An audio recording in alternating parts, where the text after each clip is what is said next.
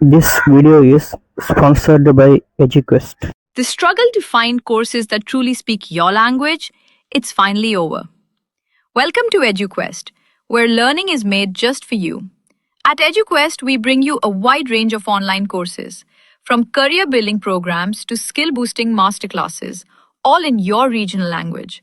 Because we believe language should never be a barrier to success. Our courses are tailor made after understanding what today's learners really need. So why wait? Start learning the smarter, simpler way only with EduQuest. Visit eduquest.courses and explore your next course today. And hey, don't miss out on our exciting offers and promotions. Hi மக்களே, எல்லாருக்கும் வணக்கம். ஊர் சுத்திரம் சேனலுக்கு உங்களை வரவேற்கிறோம். நம்ம தமிழ்நாட்டுக்கு பெருமை சேர்க்கிற காலத்தால் அழிக்க முடியாத பழங்கால கோயில்களை பற்றி தெரிஞ்சுக்க நீங்கள் தயாரா? இதெல்லாம் வெறும் கோயில்கள் மட்டும் இல்லை, நம்ம முன்னோர்களோட திறமை, கலை, ஆன்மீகம்னு எல்லாத்துக்கும் இதுதான் சாட்சி. வாங்க தமிழ்நாட்டோட டாப் 5 புராதன கோயில்களை பற்றி இந்த வீடியோவில் பார்க்கலாம். தஞ்சாவூர் பெரிய கோயில் நம்ம லிஸ்ட்டில் முதலிடத்தில் இருக்கிறது. பிரகதீஸ்வரர் கோயில் சோழர்களோட தலைநகரம் தஞ்சாவூரில் இருக்கிற இந்த பெரிய கோயில் மாமன்னன் ராஜராஜ சோழனால கிபி 1010 கட்டி முடிக்கப்பட்ட இந்த பிரம்மாண்ட கோயில் 1000 வருஷம் தாண்டியும் இன்னைக்கும் தமிழனோட கட்டிடக்கலைக்கு ஒரு பெரிய எடுத்துக்காட்டா நிக்குது. அந்த 216 அடி உயர விமானம், அப்புறம் ஒரே கல்லில் செஞ்சதா சொல்லப்படுற சுமார் 80 டன் எடை கொண்ட கோபுரத்தோட இடைச்சிக்கல், அதுக்கு முன்னாடி இருக்கிற 13 அடி உயர ஒற்றைக்கல் நந்தினி பார்த்தாலே பிரமிச்சு போயிடுவீங்க. சும்மாவா யுனெஸ்கோ இந்த கோவிலை உலக பாரம்பரிய சின்னமா அறிவிச்சிருக்கு. இது ஒரு கோயில் என்பதை விட ஒரு அதிசயம்னு தான் சொல்லணும். மதுரை மீனாட்சி அம்மன் கோயில் தஞ்சாவூரோட பிரம்மாண்டத்தை பார்த்துட்டு இப்போ பாண்டியர்களோட தலைநகரமான மதுரைக்கு வந்தாச்சு. இங்கே நம்ம மீனாட்சி அம்மன் சுந்தரேஸ்வரரோட அருமையாக காட்சி தராங்க. இந்த கோயில் 16-17ஆம் நூற்றாண்டுகளில் நாயக்க மன்னர்களால் மீண்டும் கட்டப்பட்டு இன்னைக்கு இருக்கிற வடிவத்தை பெற்றுச்சு. மதுரையில் எங்கிருந்து பார்த்தாலும் நம்மளை கூப்பிடுற மாதிரி ஆயிரக்கணக்கான சிற்பங்களோட 14 கோபுரங்கள் நிற்குது. இதில் தெற்கு கோபுரம் சுமார் 170 அடி உயரமானது. கோயிலுக்குள்ளே போனீங்கன்னா 985 தூண்களை கொண்ட 1000 கால் மண்டபம், அதில் தட்டுனா இசை வர்ற தூண்கள், தொற்றாமலை குளம்னு நம்மளை வேற ஒரு உலகத்தையே கூட்டிட்டு போயிடும்.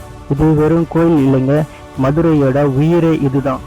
மாமல்லபுரம் கடற்கரை கோயில் அடுத்ததாக பார்க்க போகிறது. கடல் அலைகள் தழுவிக்கிட்டே இருக்கிற ஒரு பிரமிக்க வைக்கும் கலைப்படைப்பை கொண்ட மாமல்லபுரம்.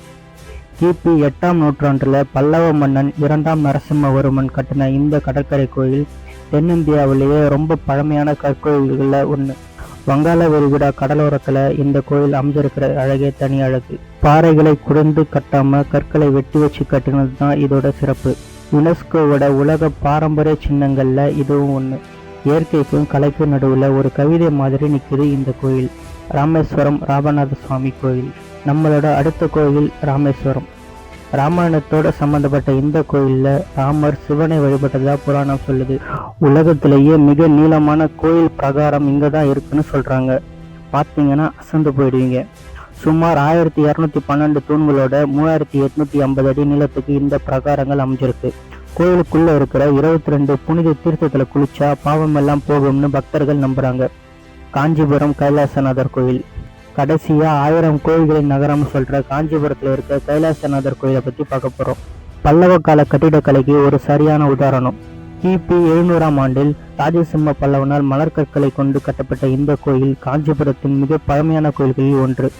சுற்றி நுணுக்கமான சிற்ப வேலைப்பாடுகள் இருக்கு. தஞ்சை பெரிய கோயிலை கட்டிய ராஜராஜ சோழனுக்கு இந்த கோயில் தான் ஒரு உத்வேகமாக இருந்துச்சுன்னு பேச்சிருக்கு. மற்ற கோயில்கள் மாதிரி இல்லாமல் ரொம்ப அமைதியாக கூட்டமே இல்லாமல் கலையை ரசிக்கணும்னு நினச்சா இது ஒரு பெஸ்ட் கோயில்.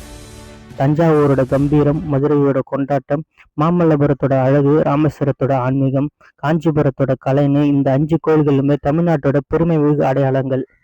நீங்கள் இதில் எந்த கோயில்களெல்லாம் போயிருக்கீங்க? உங்கள் எக்ஸ்பீரியன்ஸை மறக்காமல் கமெண்ட்டில் சொல்லுங்கள். இந்த வீடியோ உங்களுக்கு பிடிச்சிருந்தா ஒரு லைக்கை போட்டு உங்கள் ஃப்ரெண்ட்ஸுக்கு ஷேர் பண்ணுங்கள். இன்னும் நிறைய பயண வீடியோக்களை பார்க்க எங்கள் சேனலுக்கு சப்ஸ்கிரைப் பண்ணுங்கள். அடுத்த வீடியோவில் பார்க்கலாம்.